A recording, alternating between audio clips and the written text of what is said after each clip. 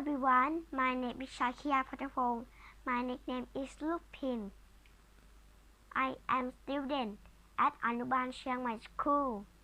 Today, I will talk the story telling about a chicken and a frog. At a farm, there was a chicken named is Tom and a frog named is Ned. They are friends. One day, they found a bucket. What do you see in the bucket? I can't see in the bucket. It's too high. Of course, I see it full of corn. I will jumping into the bucket. I'm so hungry. Then the frog jumping into the bucket and eating. Tom wants him to eat slowly. The frog eats all corn.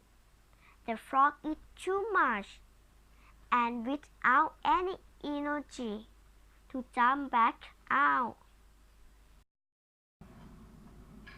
I want you, but you didn't listen to me. I'm so sorry.